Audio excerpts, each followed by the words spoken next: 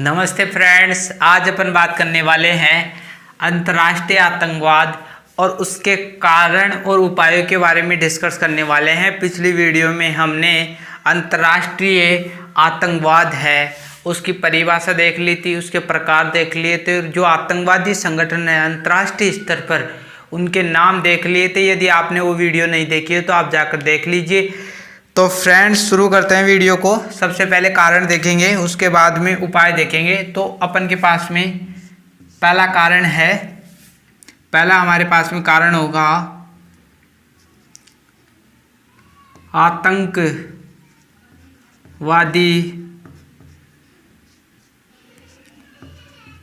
संगठनों को राजनीतिक समर्थन मिलना, राजनीतिक समर्थन मिलना।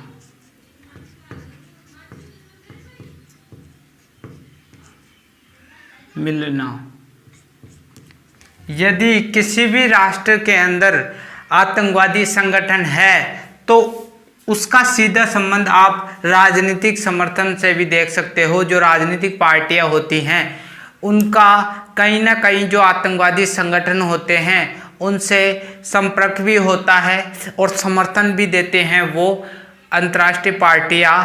तो जो आतंकवादी संगठन हैं उनका जो सीधा संबंध होता है वो उस देश की राजनीतिक पार्टी से हो सकता है।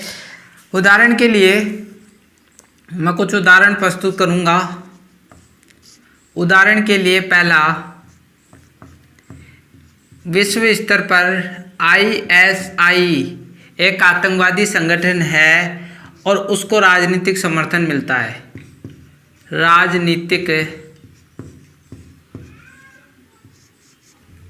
समर्थन मिला। ठीक है, ये जो ISIS वो जो आतंकवादी संगठन है वो इराक और सीरिया में देखने को मिलता है। इसके बाद में आप देखोगे दूसरा आतंकवादी संगठन हिजबुल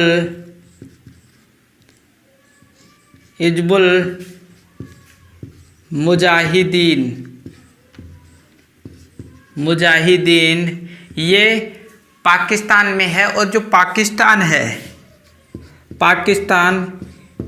पाकिस्तान इसको संरक्षण भी देता है, संरक्षण भी देता है और सहायता भी करता है। और ये जो आतंकवादी संगठन है वो भारत पर हमले करता है, भारत पर हमले करवाता है पाकिस्तान, इसको राजनीतिक समर्थन देकर, इसकी कुछ सहायता कर।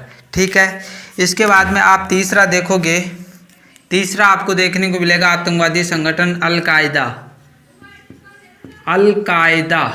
ये सारे अपन पिछली वीडियो में पढ़ चुके हैं। ठीक है, ये जो अल-कायदा आतंकवादी संगठन है इसको जो तालिबान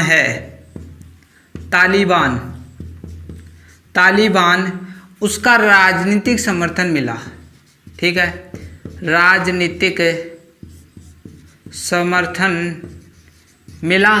अभी जो आतंकवादी संगठन है अल-कायदा, उसको जो तालिबान है उसका राजनीतिक समर्थन मिलने के बाद इसने अफगानिस्तान को सेंटर बनाया, अफगानिस्तान को मुख्य सेंटर बनाया। ठीक है, इसने सेंटर बनाने के बाद में तारीख थी 11 सितंबर 2001। ठीक है, 11 सितंबर 2001 को सीधा अमेरिका पर हमला करवाया इसने, अमेरिका पर हमला करवाया। और ये विश्व का सबसे भयावह आतंकवादी हमला माना जाता है यदि विश्व स्तर की बात की जाए तो अमेरिका पर जो तालिबान है उसका राजनीतिक समर्थन मिलने के बाद में जो ये अल-कायदा है उस आतंकवादी संगठन ने सीधा अमेरिका पर हमला कर दिया। वो तारीख थी 11 सितंबर 2001 को। तो ये क्या है, इससे सीधा सीधा अपन को पता चलता है कि कहीं ना कहीं जो राजनीतिक पार्टियां हैं वो आतंकवादी संगठनों को पनाह भी देती हैं और पनाह देने के बाद भी उनका समर्थन करके जो उससे जो शत्रु राष्ट्र हैं उन पर आतंकवादी हमले कराता है। और ये बड़ी ही सोचनीय बात है कि आप एक राष्ट्र के ऊपर इतना बुरी तरीके से हमला कराते हो और वहाँ की जनता ने शत्रुता के बीच में जनता फिसकर रह जाती है और इन पार्टियों का कुछ भी नहीं जाता, उन नेताओं का कुछ भी नहीं जाता, जनता का खून चूसते हैं ये राजनीतिक पार्टियां। तो दूसरा अपन कारण देखेंगे वैश्विक शक्तियों की मनमानी नीतियां,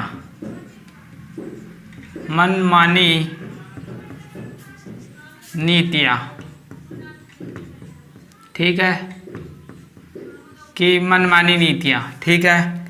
वैश्विक शक्तियों की मनमानी नीतियां भी आतंकवाद को बढ़ावा देने का कार्य करती हैं। जो वैश्विक शक्तियां हैं उनकी बात कर लेते हैं। वैश्विक शक्तियां कौन कौन से देश आते हैं? जो विकसित राष्ट्र है वो वैश्विक जो महान शक्तियां हैं उसमें आते हैं। सबसे पहले वर्तमान में देखा जाए तो विश्व की महाशक्ति अमेरिका है, ठीक है। अमेरिका देख लो आप, फ्रांस देख लो, फ्रांस, ब्रिटेन, चीन देख लो, ये विकसित राष्ट्र हैं। इटली देख लो, जर्मनी देख लो, रूस देख लो, ठीक है। ये जो सारी शक्तियां हैं वो विश्व की शक्तियों यानी वैश्विक शक्तियां, इनको अपन दर्जा दे सकते हैं। वर्तमान में जो विश्व की महाशक्ति है वो अमेरिका है। और यदि 1945 के पहले देखा जाए तो आपको ब्रिटेन और फ्रांस महाशक्तियों के रूप में देखने को मिले होंगे। ये जो विश्व की शक्तियां हैं ये आखिरकार में क्या करते हैं कि अपना दबदबा बनाने के लिए, अपना विश्व भर में दबदबा बनाने के लिए, सबसे ऊपर रैंक में आने के लिए ये कुछ भी कर जाती हैं। ये गरीब राष्ट्रों के ऊपर ऐसी नीतियां बनाते हैं, नीतियों के द्वारा, जिससे ये जो छोटे राष्ट्र हैं उनको बहुत बड़ा नुकसान झेलने को मिलता है। व्यापार की दृष्टि से देख लो, अब और किसी दृष्टि से भी आप देख सकते हो, तो व्यापार में लूट लेते हैं, ठीक है। तो ये जो शक्तियां हैं वो विश्व भर में दबदबा बनाने के लिए गलत नीतियां अपनाते हैं। क्योंकि ये गलत नीतियां जो अपनाते हैं, इन गलत नीतियों का जो विकसित राष्ट्र है उन पर असर नहीं पड़ता। जो जैसे ये राष्ट्र हैं इन पर यदि गलत नीतियां अपना ली जाए तो इन पर कुछ फर्क पड़ने वाला नहीं है, क्योंकि ये विकसित राष्ट्र हैं। जो गरीब राष्ट्र है उनके ऊपर विशेष रूप से इनका गलत नीतियों का प्रभाव देखा जाता है। अब गरीब राष्ट्र पर आप गरीब राष्ट्र पर आप ऐसी नीतियां अपनाओगे तो वहाँ की जो जनता है वो बहुत ही परेशान हो जाती है। और पहले तो वो गरीब है, उस पर आप ज़्यादा शोषण करोगे तो और गरीब हो जाएगी। गरीब होने पर वहाँ से बहुत आतंकवादी निकल जाते हैं भाई। अब जर्मन, एक समय की बात है, जर्मन प्रथम विश्व युद्ध का ठेकरा जर्मन पर फोड़ा गया कि जर्मनी के कारण ही प्रथम विश्व युद्ध हुआ है। और ये सारी हानि जर्मन के पास में भुगती गई। वहाँ की जो सैनिक थे उन पर अधिकार कर लिया गया, जैसे अमेरिका, ये जो अमेरिका, फ्रांस, चीन, वो ब्रिटेन, इटली, इन सभी ने क्या किया कि वहाँ की जर्मन की जो सत्ता है उसको अपने अधिकार में लिया। वहाँ की जनता को, वहाँ के जो क्षेत्र हैं उसको बांट लिया। फिर जर्मनी में आप हिटलर का नाम सुना होगा।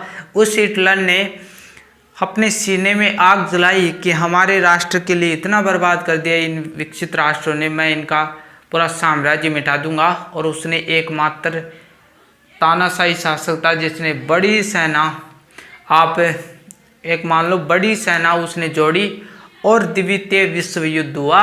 द्वितीय विश्व युद्ध में उसने खुद ने आत्महत्या कर ली, लेकिन इनसे लड़ता रहा। आप इटली में देखोगे मुसोलिन एक तानाशाही शासक हुआ। तो इस प्रकार ये जो गरीब राष्ट्र है इनसे ही आप आतंकवादी संगठन देखने को मिलेंगे, आतंकवादी इन राष्ट्रों से देखने को मिलते हैं। तो आतंकवादी गलत नहीं होते हैं, उनको गलत बना दिया जाता है। जो राजनीतिक पार्टियां हैं वो यानी राजनीतिक पार्टियों के द्वारा जो सिस्टम लाया जाता है वो आतंकवादी बनने में मजबूर कर देता है। आप यदि जनता को कोई कार्य नहीं दोगे, वैकेंसियां कम करते जाओगे तो क्या करेंगे? वो भ्रष्टाचारी करेंगे, अच्छे काम तो कर नहीं सकते क्योंकि उनके भी मेहनत करने पर आप इतना कुछ नहीं देते उनको, ठीक है। तो तीसरी जो कारण है हमारे पास में वर्तमान तकनीकी को भी अपन मान सकते हैं आतंकवाद का कारण।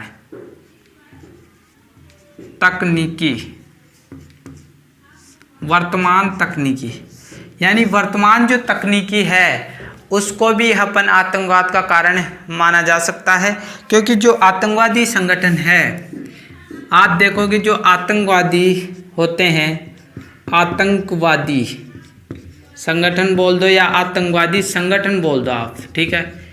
जो आतंकवादी संगठन होते हैं इनके पास में जो हथियार होते हैं, हथियार आप देखोगे यातायात के साधन और संचार के साधन विशेष रूप से होते हैं इनके पास में। ये सारे हथियार अधिकतर इनके द्वारा बनाए जाते हैं और विशेष बात यह है कि ये बहुत ही पावरफुल होते हैं, खतरनाक।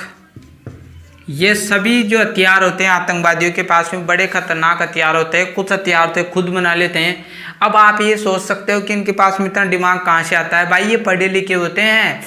जो राजनीतिक पार्टियां और देश का जो सिस्टम है वो इनको आतंकवादी बनने पर मजबूर करता है। भाई ये पढ़े लिखे होते हैं, इनको रोजगार नहीं मिलता है तो आतंकवादी बन जाते हैं। तो खतरनाक इनके पास में हथियार होते हैं। लेकिन जो हमारे अर्धसैनिक बल हैं, अर्धसैनिक बल जो आतंकवाद को रोकने के लिए बनाया गया है सरकार द्वारा, अर्धसैनिक बल, और आप देखोगे सैनिक कमांडो, ठीक है। ये जो कमांडो होते हैं इनके पास में आतंकवादी जितने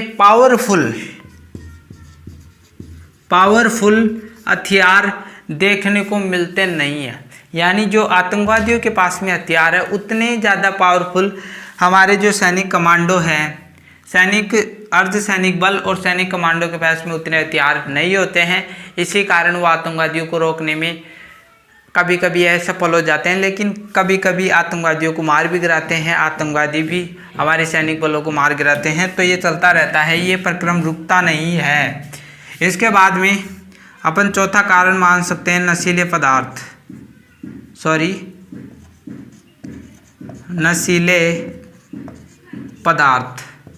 ठीक है।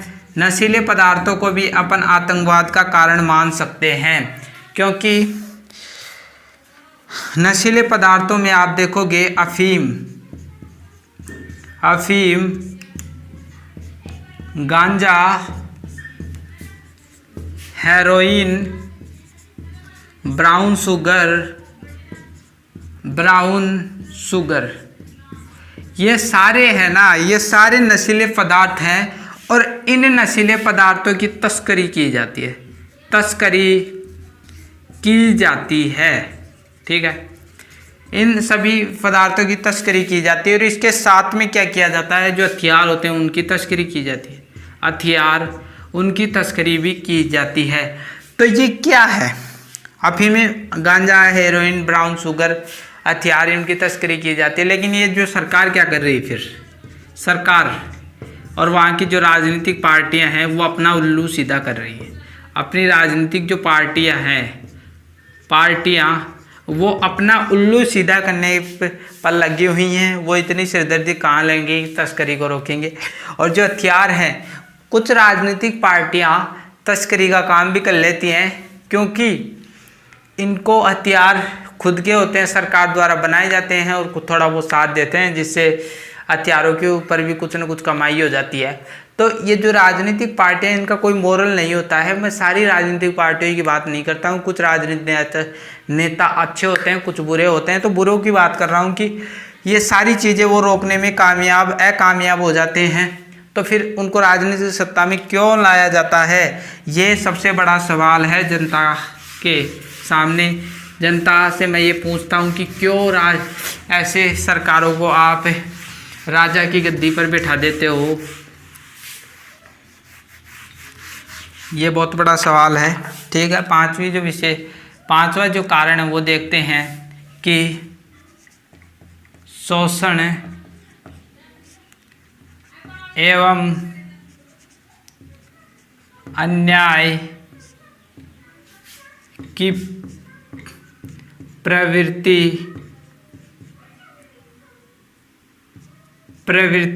में बढ़ोतरी। ठीक है, यानी शोषण एवं अन्याय की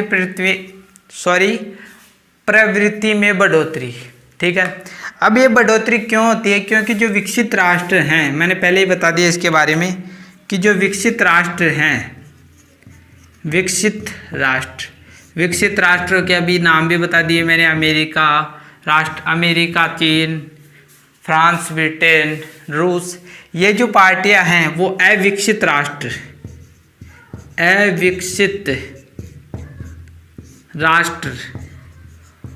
उनका है ना। विकसित राष्ट्र का मतलब जो गरीब राष्ट्र है उनकी आर्थिक स्थिति सही नहीं है।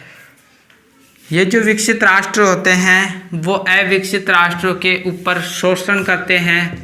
ठीक है, शोषण करते हैं प्लस अन्याय करते हैं उनके साथ में। ठीक है, तो शोषण करने पर, अन्याय करने पर वहाँ की जो जनता में है काफ़ी सारे दल ऐसे बन जाते हैं जो पहले तो गरीबी होती है देश में, और गरीबी होने पर वो झेल नहीं पाते हैं और वो ऐसा नुस्खा अपनाते हैं धन कमाने का जिससे ज़्यादा मेहनत भी नहीं लगे, पढ़ाई भी नहीं करनी पड़े। पढ़ाई तो वो पहले कर चुके होते हैं, लेकिन इतना दबाव पड़ने के बाद में वो 2 नंबर का काम कर लेते हैं और सारी चीज़ें कर लेते हैं जो आपराधिक हैं। इसी कारण आतंकवादी संगठन धीरे धीरे बन जाते हैं। तो ये जो शोषण में अन्याय की प्रवृत्ति है विकसित राष्ट्रों की, वो भी आतंकवादी संगठनों को एक प्रकार से बढ़ावा देने में ये जो विकसित राष्ट्र है वो विशेष रूप से माने जा सकते हैं। इसके बाद में जो छठी जो कारण है, यानी जो अंतर्राष्ट्रीय आतंकवाद है, उसके छठा कारण अपन देखेंगे, युवकों में बढ़ती निराशा।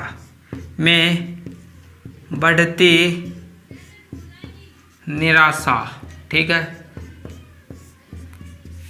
वर्तमान में आप युवा देखोगे उनको बेरोजगारी से जूझना पड़ रहा है। बेरोजगारी, ठीक है, बेरोजगारी, भ्रष्टाचार, ठीक है, अशिक्षा, इन सभी के कारण भी यदि युवकों को बढ़िया रोजगार नहीं मिलेगा, बेरोजगारी फैलेगी, तो वो क्या करेगा? वो सीधा और आपको भ्रष्टाचार भी देखने को मिलेगा। जैसे शिक्षा के अंदर देख लो आप, वैकेंसियाँ खुलती हैं तो पीछे पीछे क्या करते हैं, कुछ पोस्टों पर पैसों के द्वारा अन्य जो विद्यार्थी पैसे वाले हैं उनके जो बच्चे होते हैं उनको ले लिया जाता है पैसों के थ्रू। 10 लाख 20 लाख भर के नौकरी लग जाते हैं। लेकिन जो पढ़ रहा है उसका क्या होगा, उसके बारे में भी तो सोचो। तो बेरोजगारी हो रही है और भ्रष्टाचार भी फैल रहा है। ये तो मैं शिक्षा के क्षेत्र में बताया हूँ भ्रष्टाचार, और भी काफ़ी क्षेत्रों में आपको भ्रष्टाचार देखने को मिलेगा। अशिक्षा, यानी अशिक्षा तो अभी बहुत कम हो गई है भारत में, तो अशिक्षा बहुत कम होती जा रही है पहले के मुकाबले। अब धीरे धीरे लोग शिक्षित हो रहे हैं। तो ये सारी चीज़ें आतंकवाद के निर्माण में सहायक होती हैं, क्योंकि हम सबको कार्य नहीं मिलेगा तो अपन क्या करेंगे।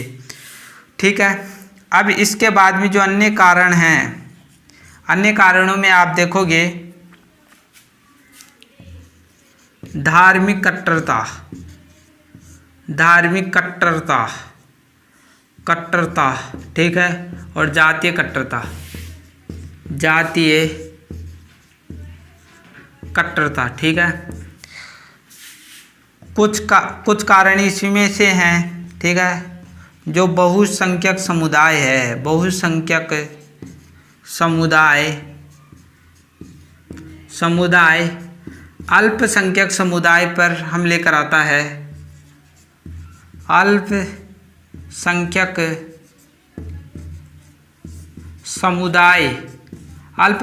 समुदाय पर हमले कराता है।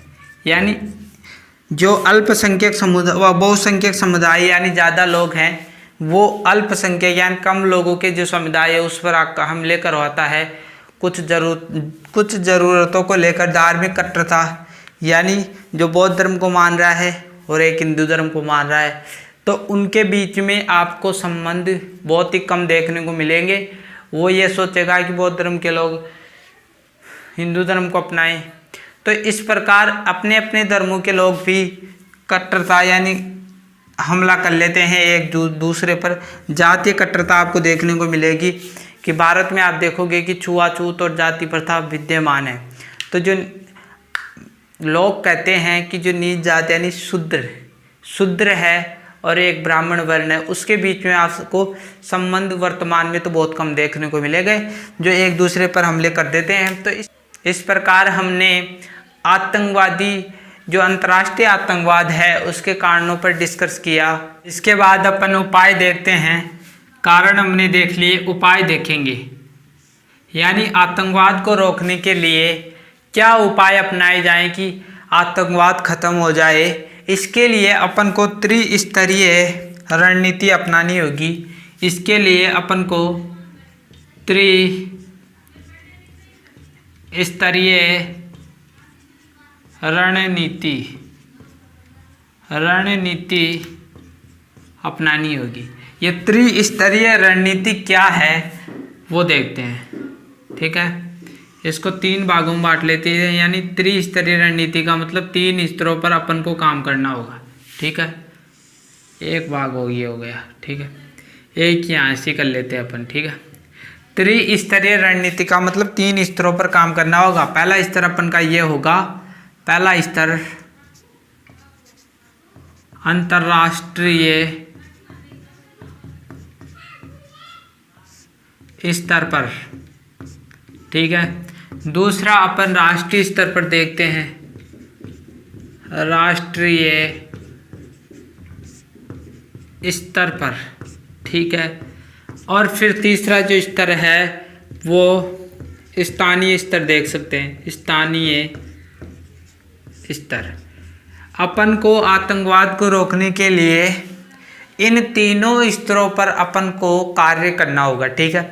सबसे पहले अपन ये देखते हैं कि जो अंतर्राष्ट्रीय स्तर है उस पर अपन क्या क्या कार्य कर सकते हैं, ठीक है। अंतर्राष्ट्रीय स्तर पर आपने यूएनओ का नाम सुना होगा, यूनाइटेड नेशनल ऑर्गेनाइजेशन, संयुक्त राष्ट्र संघ, ठीक है, संयुक्त राष्ट्र संघ, ठीक है। ये जो संयुक्त राष्ट्र संघ है वो आतंकवाद को रोकने के लिए, जो आतंकवाद है, आतंकवाद उसको रोकने के लिए विशेष भूमिका निभा सकता है। यानी आतंकवाद को रोकने के लिए सुरक्षा प्रहरी की तरह कार्य करना होगा। सुरक्षा प्रहरी की तरह संयुक्त राष्ट्र संघ को, जो यूएनओ है शॉर्ट में नाम इसका, यूएनओ को आतंकवाद को रोकने के लिए सुरक्षा प्रहरी की तरह कार्य करना होगा। और इसके जो निर्णय हैं, इसके निर्णय को सभी देशों को मानना होगा, क्योंकि सभी देश यूएनओ से जुड़े हुए हैं। और यूएनओ जो निर्णय लाता है, कुछ आदेश देता है, उसको सभी देशों को मानना होगा। ये निर्णय बाध्यकारी होने चाहिए। दूसरा जो अपन क्या कर सकते हैं इसमें, दूसरा अंतर्राष्ट्रीय स्तर पर, यानी अंतर्राष्ट्रीय सम्मेलनों में, यानी जो सम्मेलन होते हैं उनमें जो आतंकवाद है, आतंकवाद है उनको ख़त्म करने के लिए सकारात्मक रूप से उसको करने के लिए जिम्मेदारी लेनी होगी। जो अंतर्राष्ट्रीय सम्मेलन होते हैं उनमें आतंकवादी मुद्दों पर जो बात होती है उनको सकारात्मक रूप से निर्णय लेना होगा कि उसको ख़त्म किया जाना चाहिए। ठीक है। तीसरा जो इस स्तर पर देखते हैं कि जो आतंकवादी जो संगठन है, आतंकवादी जो संगठन है, संगठन उनकी सूची बनाई जाए। संगठन, ठीक है, संगठनों की सूची बनाई जाए। ठीक है, कि कितने स्तर, विश्व स्तर पर कितने संगठन काम करें उनकी सूची बनाई जाए और उनको ख़त्म करने का प्रयास किया जाना चाहिए। तीसरे में ये दे रखा है। ठीक है, ये अंतर्राष्ट्रीय स्तर पर ये 3 चीज़ें हो गई। एक बार और रिपीट कर देता हूँ कि संयुक्त राष्ट्र संघ को आतंकवाद को ख़त्म करने के लिए सुरक्षा प्रहरी की तरह कार्य करना होगा। उसके निर्णय बाध्यकारी होने चाहिए, सभी देशों को उसके निर्णय मान्य होंगे। दूसरा अपन देखते हैं कि अंतर्राष्ट्रीय जो सम्मेलन होते हैं उसमें आतंकवाद को ख़त्म करने के लिए ईमानदारी से प्रयास किया जाना चाहिए। तीसरा जो अपन देखते हैं अंतर्राष्ट्रीय स्तर पर वो जो आतंकवादी संगठन है उनकी सूची बनाकर उनको ख़त्म करने का प्रयास किया जाना चाहिए। अब आप राष्ट्रीय स्तर पर देखते हो कि अपन क्या कर सकते हैं, यानी जो देश हैं, देशों के द्वारा जो अपनी अपनी जनता है, जनता और जनता को और जो राजनीतिक पार्टियां हैं उनको शपथ दिलानी चाहिए, शपथ दिलानी चाहिए आतंकवाद को रोकने के लिए और अपनी भूमि पर जो आतंकवादी संगठन है, जो आतंकवादी बोल दो, आतंकवादी, उनको जगह नहीं दी जानी चाहिए और उनको ख़त्म करने का प्रयास किया जाना चाहिए। लेकिन शपथ दिलाने से क्या होगा? प्रधानमंत्री भी शपथ लेता है, आपको राष्ट्रपति भी शपथ लेते हुए देखा होगा, लेकिन क्या वो देश के लिए कर पाते हैं? कोई पता नहीं वो देश के लिए कर पाते हैं या नहीं कर पाते हैं। मैं किसी की बुराई नहीं करना चाहूँगा, लेकिन शपथ आप दिला रहे हो, एक राष्ट्रपति होता है उसको भी शपथ दिलाई जाती है, लेकिन वो क्या देश के लिए कर पाता है? तो इसमें तो ये दे रखा है कि यदि शपथ सही तरीके से ले तो काम चल सकता है। चला तो भी शपथ ले ले कि मैं ये कर दूंगा, बाद में करे नहीं, तो जिम्मेदारी से काम करना होगा। तो यहाँ पर जनता और जो राजनीतिक पार्टियाँ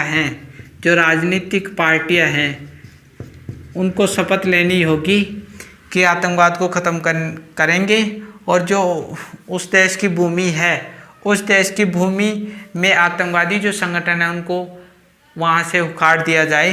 तो पहला प्रयास हो जाएगा राष्ट्रीय स्तर पर। दूसरा प्रयास न्याय प्रणाली को सुदृढ़ बनाया जाए। सुदृढ़ यानी न्याय प्रणालिका को सुदृढ़ बनाया जाए। लेकिन सुदृढ़ किस प्रकार से बनाया जा सकता है? इसके लिए जो अपराधी है उसको जल्दी से जल्दी सजा दी जानी चाहिए। यदि अपराधी का अपराध घोषित हो गया है तो उसको ज़्यादा समय के लिए जेल में नहीं रखे, उसको जो अपराध दिया गया है उसको जल्दी से जल्दी दिया जाना चाहिए। सबसे बड़ी हमारी जो यदि भारत की बात की जाए, जो न्याय प्रणाली है वो बहुत बुरी है। ठीक है, जो अपराधी होता है उसको सालों लग जाते हैं, यदि फांसी सुना दी गई तो उसको सालों लग जाते हैं फांसी पर चढ़ाने के लिए। एक जो रैप करते हैं इनको क्या सज़ा दी जाती है भाई? एक संसद द्वारा एक ऐसा एक्ट ला दो, इतना बढ़िया, इतना खतरनाक एक्ट ला दो कि ये जो काम करते हैं ना इसको विशेष सज़ा दी जानी चाहिए तुरंत। अन्य कंट्री में आप देखोगे तो वहाँ पर इतना ये जो रेप के केस आते हैं इतना आपको देखने को नहीं मिलेंगे, क्योंकि वहाँ की जो कानून व्यवस्था है वो कठोर है। जो एक्ट लाए हैं उन्होंने वो खतरनाक एक्ट लाते हैं। तो भारत में इस चीज़ पे राजनीतिक पार्टियाँ काम क्यों नहीं कर रही? आप उत्तर प्रदेश में देखोगे काफ़ी सारी छोटी छोटी बालिकाओं के साथ रेप कर दिया जाता है। तो ऐसा क्यों हो पा रहा है? जो राजनीतिक पार्टियां वो क्या कर रही हैं? तो न्याय प्रणालिका को सुदृढ़ किया जाना चाहिए, जल्दी से जल्दी अपराध दिया जाना चाहिए, अपराध कठोर होना चाहिए। प्रशासन में सुधार, ठीक है। प्रशासन में सुधार क्या कर सकते हैं कि जो अर्धसैनिक बल है और जो सैनिक कमांडो है उसको जो हथियार दे रहे हो आप, वो आतंकवादियों से भी पावरफुल होने चाहिए। आतंकवादियों के पास भी जो हथियार है उनसे भी पावरफुल उसके पास में हथियार होने चाहिए। ये प्रशासन में विशेष सुधार किया जाना चाहिए। तो ये 3 राष्ट्रीय स्तर पर अपन काम कर सकते हैं। पहला है देश, यानी कोई भी देश है वहाँ की जनता और जो राजनीतिक पार्टियां हैं वो शपथ लेनी चाहिए आतंकवाद को रोकने के लिए कि अपनी भूमि पर आतंकवादियों को पनाह नहीं दी जाएगी। ठीक है। दूसरा अपन देखते हैं न्याय प्रणालिका को सुदृढ़ किया जाना चाहिए। जो अपराधी है उसको जल्दी से जल्दी सजा दी जानी चाहिए। प्रशासन में सुधार किया जाना चाहिए। जो आतंकवाद को रोकता है, जो आतंकवाद को रोकता है उसके बाद उसके पास में हथियार हैं जो बढ़िया होने चाहिए, पावरफुल होने चाहिए। आप स्थानीय स्तर पर देखोगे, स्थानीय स्तर पर जो विशेष रोल निभा सकता है आमजन। आमजन यानी आमजन का मतलब आप देख लो जनता। ठीक है। स्थानीय स्तर पर जो जनता है वो विशेष रोल निभा सकती है, क्योंकि वो आसपास की जानकारी रखे अपने क्षेत्र की, कौन आ रहा है कौन जा रहा है। यदि कोई उनसे रिक्वेस्ट करता है वहाँ पर पनाह लेने की तो उसके पास में आईडी देखे, सारी चीज़ें देखे, उसके बाद में पनाह दे। और यदि कोई आतंकवादी है और वो पैसों का लालच दे रहा है जनता को, तो पैसों का लालच नहीं ले, क्योंकि जो जनता है उसके लिए भी वो आतंकवादी घातक हो सकता है। लेकिन इसलिए पैसा कभी नहीं ले उनके पास में, और जल्दी से जल्दी पुलिस को इन्फॉर्मेशन करे कि यहाँ पर आतंकवादी है, उनको ले जाओ, या कुछ भी करे लेकिन उनको पनाह नहीं दी जानी चाहिए। तो ये सारे उपाय अपन स्थानीय स्तर, अंतर्राष्ट्रीय स्तर, राष्ट्रीय स्तर और स्थानीय स्तर यानी त्रिस्तरीय रणनीति अपनानी होगी अंतर्राष्ट्रीय आतंकवाद को रोकने के लिए। यदि आप निष्कर्ष पे जाओगे कि निष्कर्ष यानी जो ये टॉपिक है इसका निष्कर्ष क्या होगा, निष्कर्ष सीधा सा ये है कि अंतर्राष्ट्रीय जो आतंकवाद है वो जनता की जो शांति है उसको भंग करने में विशेष रोल निभा रहा है। इसीलिए इसको रोकने के लिए सभी देशों को एक मंच पर आना होगा। इसमें जो यूएनओ है, यूएनओ विशेष भूमिका निभा सकता है आतंकवाद को रोकने के लिए। इसलिए सभी देशों को यूएनओ को सपोर्ट करना होगा, तभी आतंकवाद खत्म हो सकता है। लेकिन मेरी राय में तो ये है कि सबसे पहले देश की जो राजनीतिक पार्टियां हैं उनको सही किया जाए, उनके लिए विशेष जो एक्ट वो लाए जाएं, जनता एक अच्छी सरकार चुने। जो राजनीतिक पार्टियां हैं उनको मैं काफ़ी हद तक आतंकवाद को यानी आतंकवादी को पनाह करने में यानी आतंकवादी के निर्माण करने में विशेष योगदान माना जा सकता है। इसलिए सबसे पहले राजनीतिक पार्टियों को सुधारा जाए। तो फ्रेंड्स, हमने कारण देखे, उपाय देखे। तो यदि आपको वीडियो अच्छी लगी हो तो लाइक, सब्सक्राइब और कमेंट करना ना भूलें, क्योंकि आपका हर कमेंट हमें एक नई दिशा देता है, हर सब्सक्राइब हमें एक उम्मीद देता है अगली वीडियो बनाने की। तो फ्रेंड्स, मिलते हैं अगली वीडियो में एक नई टॉपिक के साथ। तब तक के लिए थैंक यू।